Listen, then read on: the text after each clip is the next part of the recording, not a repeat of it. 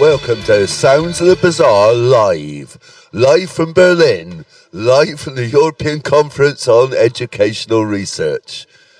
It's 10 o'clock in the morning, isn't it?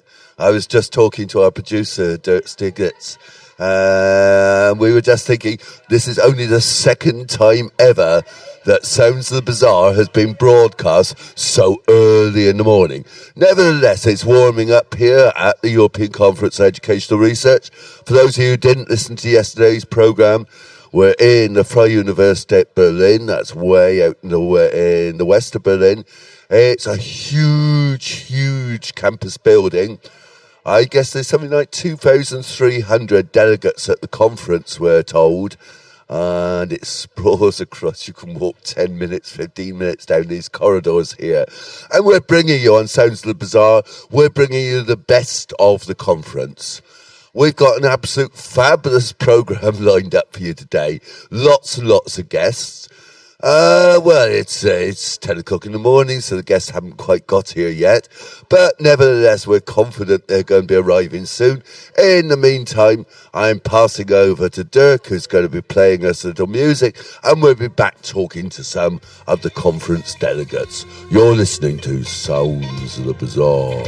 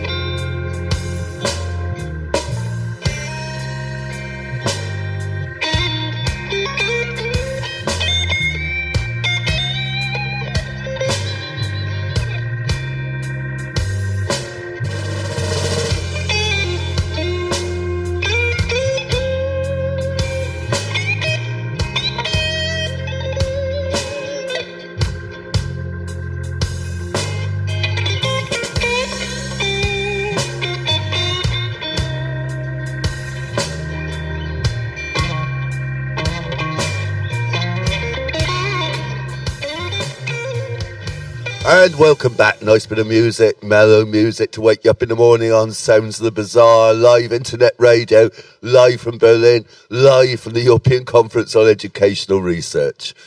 One of the things which perhaps we don't know much about always on conferences is publishers, but we've got a lot of publishers here. And Joe is in the publishing room. I'm just watching some hand signals here, talking to them. Over to you, Joe. And I'm not sure our microphone is picking up from the publishing room at the moment. We're just trying to get range on it. It's always a bit tricky. Okay, knowing. I'm here with one of the publishing team from Wiley Blackwell, was it? Hi there. So I'm from Wiley Blackwell. We're an international publisher. We publish around 1,500 journals, about 50 of which are in education and psychology. About 50 of which are in education and psychology, and we have sample copies available on display. We're here in the exhibition hall. We publish journals on behalf of societies such as the British Educational Research Association, the Philosophy of Education Society of Great Britain, and also NASON, the Special Education Society. And as I say, we've got free journal samples available at our stand. We also have a selection of books in philosophy of education, inclusive education, language development, to name a few. And we have a 20% discount available on these books. So please come and visit us in the exhibition hall. Okay, and why do you as a publishers come to ECR? Why are you here? Oh, because it's a great place to meet people in academia and also practitioners in educational research. It's a great place to network and meet people. And how have you found it so far? Have you enjoyed it? Yeah, it's been brilliant. We've met a lot of interesting people, and there's been quite a lot of interest in what we've got on display, so it's been really good. Okay, thank you very much for your time. Thank you. Back to you, Graham. Okay, it's fabulous to hear from the publishers. We've been trying to get publishers on this programme for about 2 years, and they usually run shy, but not this one. You're listening to Sounds of the Bazaar, live internet radio, live from Berlin, live from the European Conference on Educational Research, the sounds of the summer, the sounds of the best of the conference. Sounds of the Bazaar, play us some music, and we'll be back talking to more guests. We've got people up at 10 o'clock in the morning even. Sounds of the Bazaar.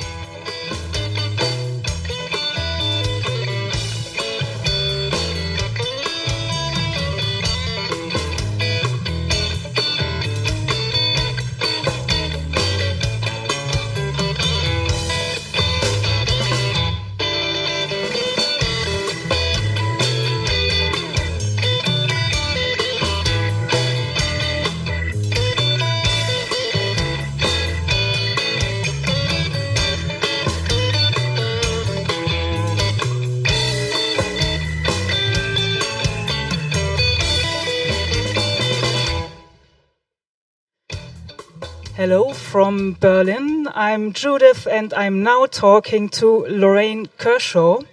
She is from the Edith Cowan University in Australia. I met her in the hotel. She experienced really hard times because she was not allowed to access her room for the first night, which was quite complicated. But now she has her room, she is at the conference, and she told me that she is an expert in ICT. I'm not an expert, no. That her research background is ICT in education.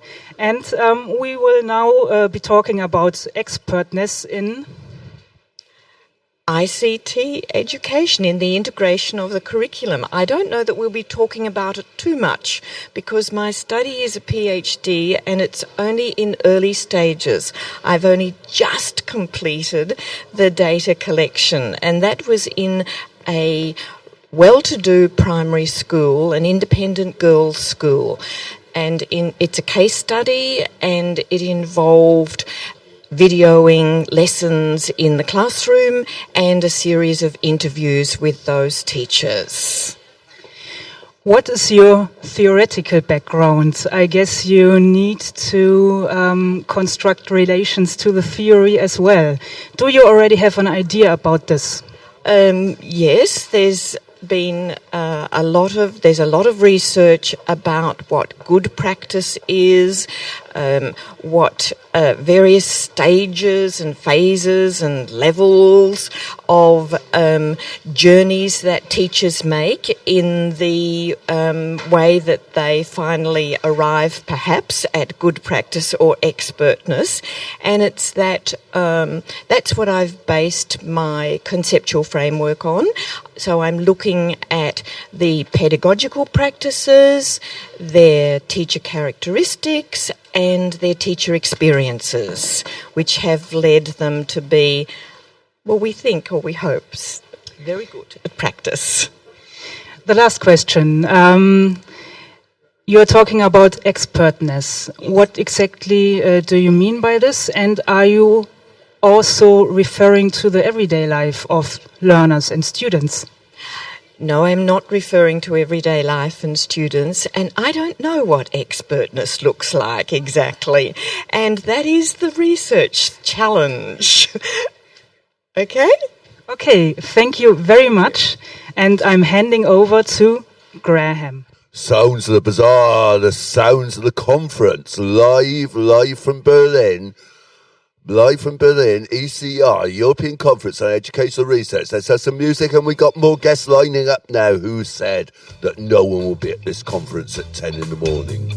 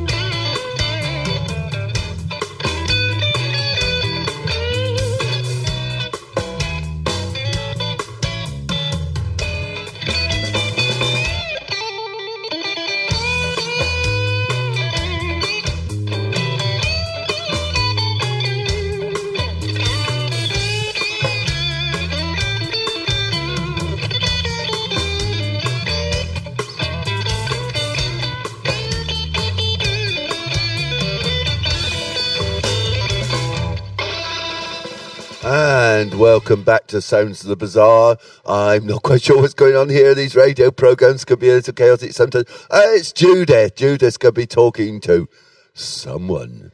Let's find out who. I'm not just talking to someone. I'm talking to Theo Huck from the University of Innsbruck in Austria.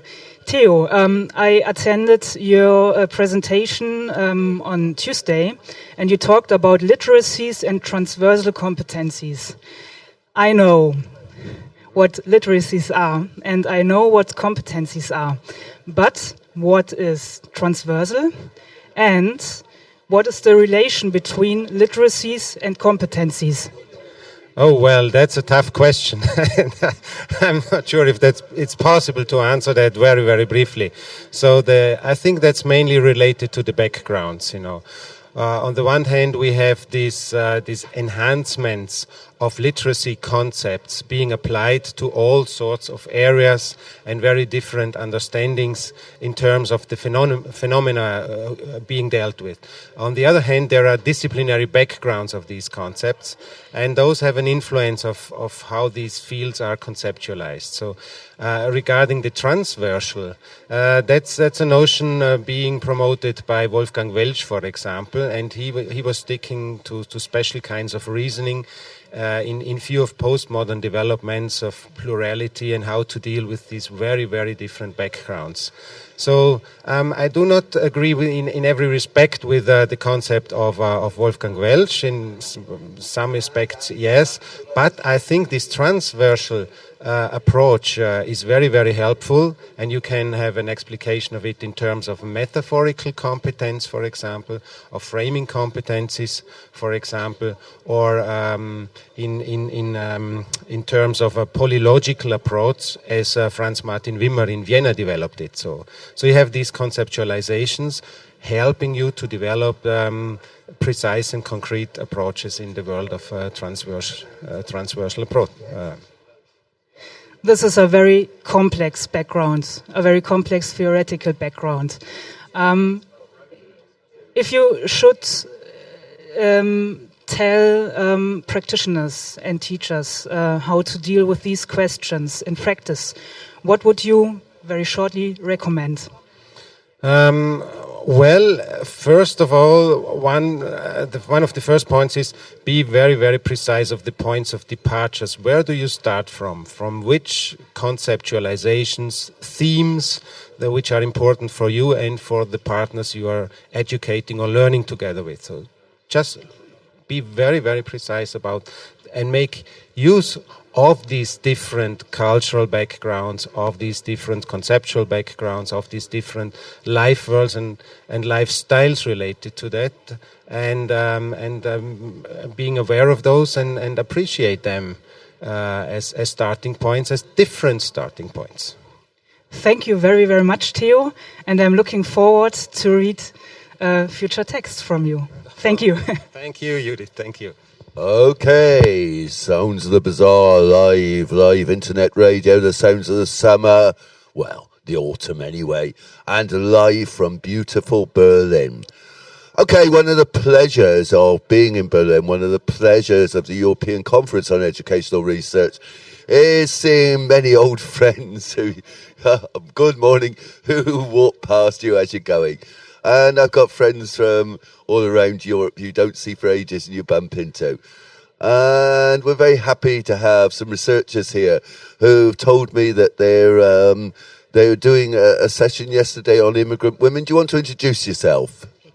I'm Dr. Johanna Lasonen, and I'm working in the United States, in the University of South Florida, and in the University of Jyväskylä, Finland. And I'm Marianne Teräs, and I work in the University of Helsinki, Finland. I'm Karin Kuhls, and I work also at the University of Jyväskylä as a researcher. Okay, so who's going to tell me about the paper you presented? Joanna, you're going to do it, yeah? Okay, yeah. Well, we introduced the results of our project, and this time we focused on immigrant women's access to workforce and to resources in the society. And really our session was very, very productive. We had 3 presentations and we all supported each other. And then it's very important that VetNet has this kind of forum and ecer has this forum where we can present our research results. I'm teaching also, and I have a heavy teaching load, and then this research is supporting the teaching. And I think that's one of the things we've found talking to researchers at this conference. People think that research is just simple thing, you go, you read, you write stuff. But most of the people here, I guess, are teaching as well. Tell me something more about the research you're doing. Well, as Johanna told, we have the research on migration issues. But my focus is not that much on women, but on the so-called second generation. So young people's access to education and labor. And what's the sort of research outcomes you're finding about that access? Well, it always comes to the parents' social and socioeconomic status. I'm sorry to say that. I mean, of course, we can do also much inside in a classroom or in a teaching. But then we have to think about more broadly also the societal situation of families and how the parents get jobs and how they can support their children. They have very much hope for the children, and that's of course very good, and they want their children success in a new country. So it's not question about that they have very much aspirations. But then how is the receiving society taking a kind of a benefit of that hope and success and their future? So I think that's the issue that is very important. And I suppose you must have got some recommendations or conclusions out of your report, yeah? I'm going to ask you what those conclusions are. Oh, I would say the most obvious conclusion so far, because our project is not yet ended, is that language is a very important factor why women, in the case what we presented yesterday, did not enter the labor market or had difficulties in entering the labor market. And of course, the recognition of their competences and of their qualifications. Often these women were very highly qualified from higher education, and they had to start studying all over again to get a second or even a third qualification. And even then, it was an impediment to be accepted on the labor market because of the language difficulties. Okay, thank you so much for coming this morning. I hope we'll try and get some links to your research on the web, yeah? Yes. So this programme will, like all our radio programmes, be put out as a podcast after the programme. And we'll try and do a link page, giving the links where you can pick up more of this interesting research. I must admit, I personally have an interest in it, so I want to make sure we have the links because I want to have a look at this work. But thank you very much for coming on the programme this morning, so early in the morning, here in Berlin, on Sounds of the Bazaar at the ECER conference, live from Berlin. Over to Dirk for a very quick half minute's music, and then we'll be back with our next guest.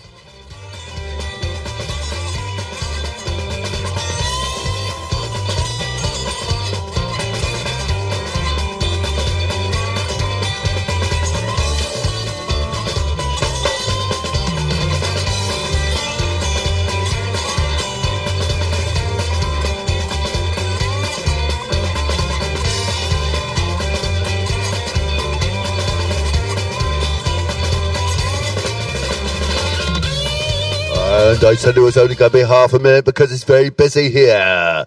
The conference is warming up. People are queuing for their coffee, and we have some wonderful guests. Over to Judith, who's going to be talking to our next guest on the programme. Thank you, Graham. I'm now talking to Yngve Nordkvelde from the Lillehammer University, Norway. Yngve, I attended your presentation on Tuesday as well, Network 6 presentation. You were talking about a comparison between Media Education Master's Program International. My first question is, can you let me know a little bit about the systematics of the study? Well, it was difficult to have a systematic approach to it, really, because universities present their media education programs in very different ways. And that was a part of our project to capture that diversity. We wrote to a number of people. We emailed them and had responses from them personally with links and URLs to places to go for more information. But we are still in the very beginning of our approach. We have collected like 20 media education programs. So there are more to do there.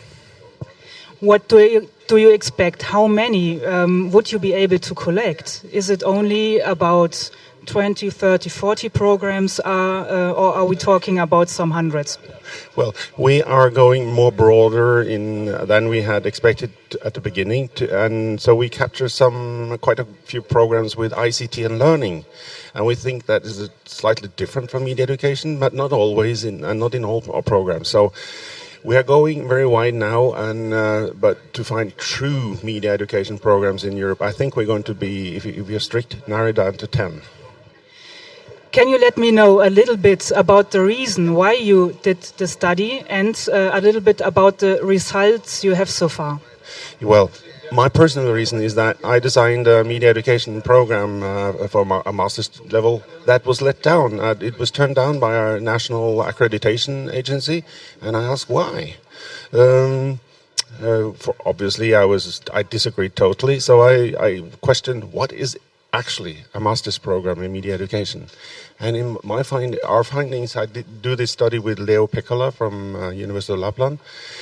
We find that there is such a diversity in defining media education. There are some commonalities, but there is much on the fringes of that subject. So we are fascinated to see the diversity of that. Okay, the last question. Do you see any future perspectives or any recommendations? Is there already the point that you can give some? Yeah, what strikes me is that we have so many students keen and interested in media, and we have so little teacher training to offer teachers in schools. So those teachers who do media education in secondary schools are without any formal training in higher education. So there's a too few educational programs. So many teachers do this in their blind. Thank you very much, Yngve, and I'm looking forward to see the results. Thank you. Okay, so I'm here talking about Teacher TV with, would you like to introduce yourself? Yes, my name is Montri Yamkasigon from Burapha University, Thailand. Okay, and you're running an online TV education channel, yes? Yes. We produce the Teacher TV for the teacher.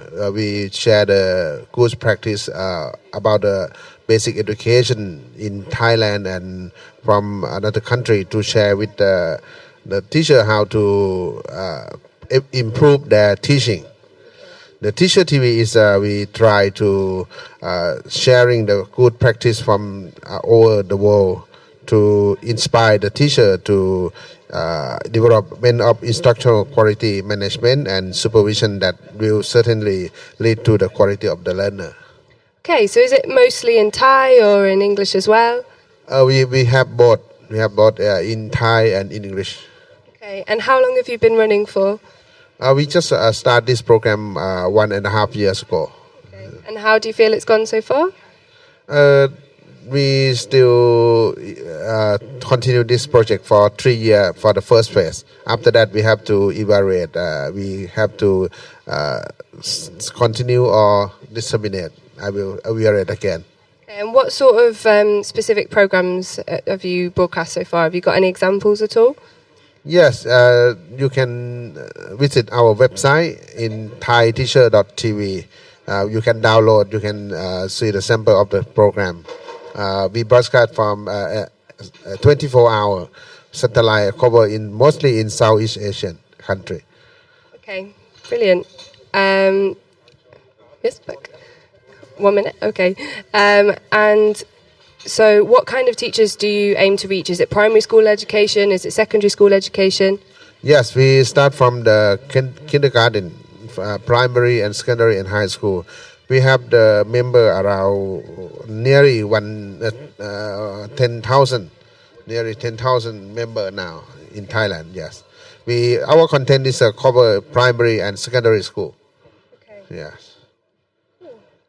And so could you tell us the URL quickly? Yes. For next step, we would like to use mostly in website. Because we broadcast more than 3,500 program in website, and now we have try to expand this project for the 5 countries in Southeast Asia. Okay. Thank you very much. And thank you, Joe. Thank you, Joe, for that interview, and thank you very much for that interesting project. I find it's a little ironic that Teachers TV, which started out in the UK, has been totally closed down by government cutbacks, but it's good to say that in advanced countries like Thailand, we still have some support for professional development and education. Okay, the guests are queuing up here. And it's back to Joe yet again, who's doing a lot of interviewing today. And she's interviewing Tej, I think, who will introduce himself because I'm getting lost with names here. Over to you, Joe. So I'm here. Okay, so I'm here with Cheered Plump from the University of Twente. You were at the first ECR conference?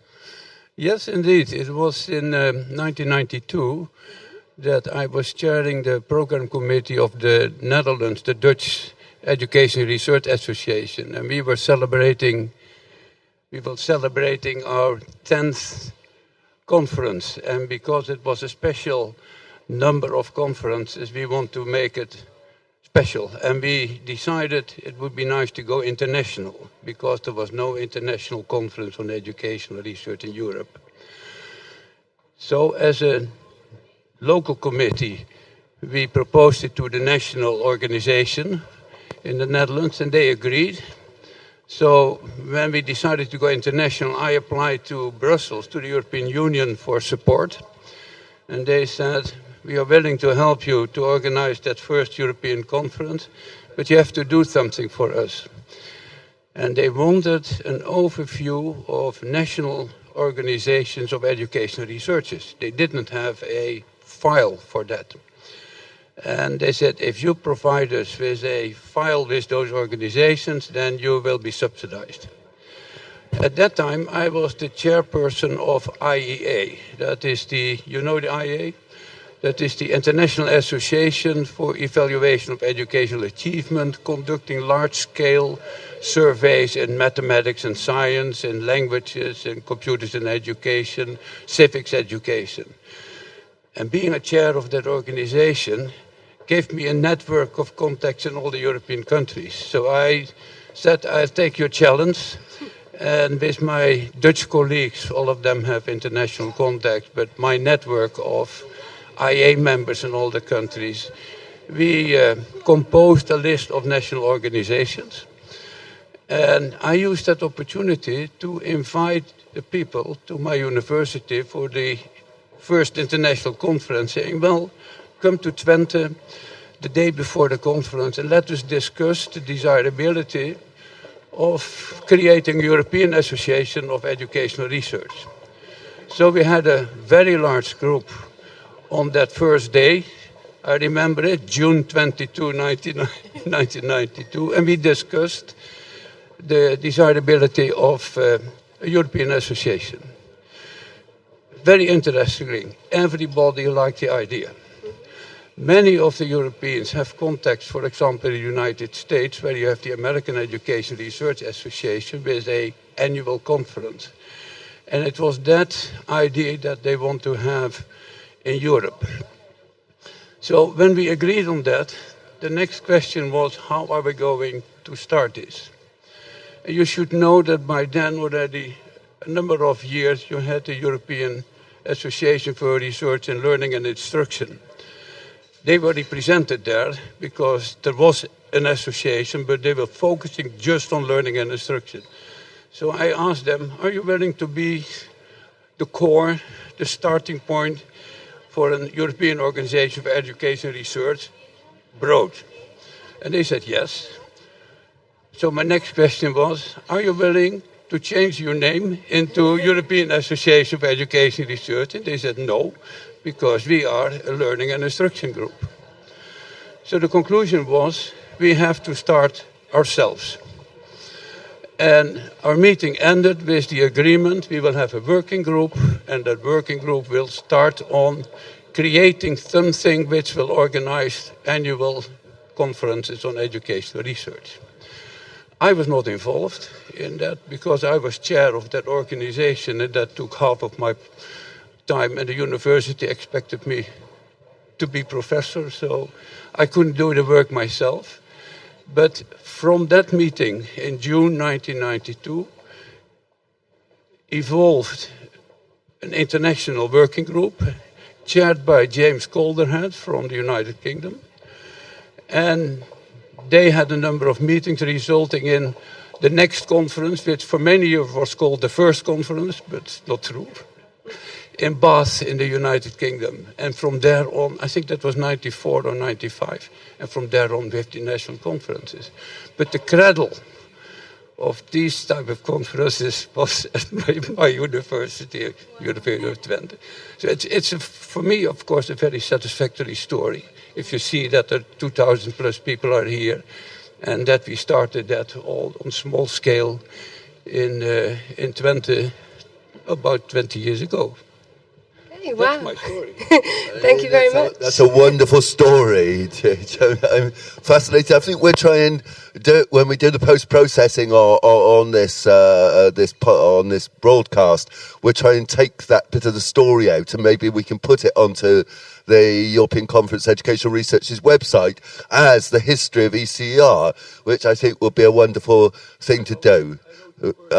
And there is, it seems, a personal memory, which, Joe, you could take all the notes so we can put the references down in the programme notes. And our last guest of the day, yes, we're overrunning, aren't we? We thought no one was going to turn up at 10 o'clock. Were we wrong? Were all these delegates out drinking in Berlin last night? Obviously not. They've been all seriously researching, preparing their presentations, and not having fun. Anyway, Benedict Gendron, my old friend from France, who's going to be talking to me not about social capital, not about economic capital, but emotional capital. What is emotional capital? So it's still an economics concept. So I developed this economic concept, which has been honored by a prize from the French Academy Française. So what is emotional capital? Because you have this question. So it's kind of crucial capital nowadays because it's an economic concept which gather psychology, sociology, and neuroscience research. And if I come backwards from economics of education, we usually talk about human capital, but human capital, the way have been measured by Gary Baker, that you must know. So is measuring general knowledge, what we call in French savoir, and technical skill, what we call in French savoir-faire. But what about this kind of soft skill like self-confidence, self-awareness, self-regulation, empathy? What about those soft skills? So I went back to university and I did as an economist psychology, and I learned from psychologists, and I take into account this kind of skill. We call them behavior skill, or we call also emotional competencies. So what is emotional capital? That's a resource, the set of this kind of emotional competencies which are inherent to the person, which are very useful for personal, professional, and organizational, matter, and they have also an impact on social cohesion. So the idea is to now to consider this kind of emotional capital because we got evidence, scientific evidence from neuroscience that emotional capital or this kind of emotional competencies impact the learning process. We also got some evidence from psychology that this kind of emotional capital impact work performance, also on education, school performance, but also from economics of human resources is impacting like work performance, health issue, and creativity. So it's become like very important to take into account this kind of soft skill. So we need to measure it in an economics perspective. So that's my aim and my purpose and my research. So it's showing that when we use the adequate emotional competencies, you have a positive effect on the problem solving, on the way we behave, and on creativity. So why we should invest in that? Because we got the evidence and now this positive effect on it. So, and to allow what we call development for all, which will be the next, conference in Cadiz about like to develop everybody, some equity in education. So we need to imply to consider emotional capital and to invest in emotional capital, which means like to enlarge or to broaden the way we assess as an economist, we measure the economic return of education. Thank you. And that's wonderful. That's a wonderful summary in 2 minutes of what is emotional capital. Thank you so much for coming on this morning, Benedict. And that was just a wonderful finishing point for our programme. We're going to have to go. We're overrunning. We're only supposed to do 30 minutes, and we must have done 40 by now. It's been a great programme this morning. I thought 10 o'clock, nobody would come on live internet radio at such a stupid time in the morning, but I've been proved totally wrong. People have. It's been wonderful having you. Thanks again to all our guests. Thanks for Angelica from ECR, who makes it all happen for us. And thanks to the wonderful radio crew we've had here today.